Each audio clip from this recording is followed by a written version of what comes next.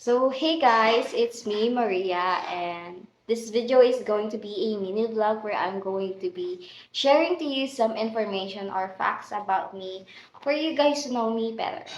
So, let's start.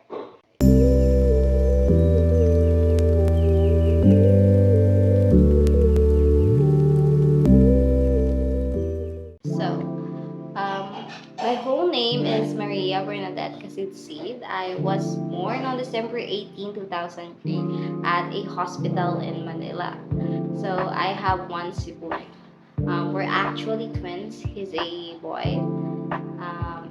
Pero unlike sa ibang twins, hindi kami magkamukha. Isa lang yung pagkakaparehas namin. And yun is yung mata namin. Parehas maliit. First, I like the color yellow. So, gusto ko talaga ng color yellow. Pag may nakakita akong bagay na kulay yellow, na-excite ako. Parang, especially pag bibili ako, gusto ko talaga, naghahanap ako kung available siya sa yellow. Pero hindi naman lahat. Pero, gusto ko talaga yung yellow. Isa pang gusto ko is pagkain. So, mahilig akong kumain. Especially kung masarap. Kung may gustong mag-date, pagkain lang, solve na. And when it comes to my hobbies naman, mahilig akong manood and magbasa. So, I like watching videos in YouTube and TikTok.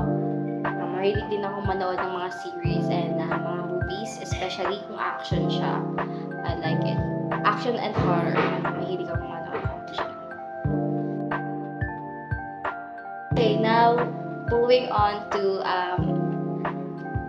relationship or dating preferences. So, ngayon, I identify myself as straight.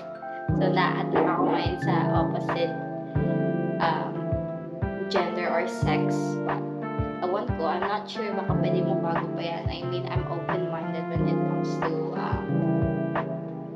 relationship. So, hindi naman ako ang tawag ng term wait, anong term yun? Basta hindi ako ik sa mga relationship aside from, men and women, women to men. So, yeah. So, I never actually had a serious relationship before. So, FU lang, but yung serious committed relationship, siguro isang factor na dyan is hindi pa ako ready mag-commit and hindi pa ako ready mag-commit sa ibang tao. That's the end of my vlog. So, yun lang yung alam kong medyo boring siya, pero still, it's my first time vlogging, so I don't know what to do. I don't know what to say. I'm just rambling about things going on or things about my life. And yeah, thank you for watching. No. Thank you for watching. And di ko nakaabot ka dito. Thanks for watching.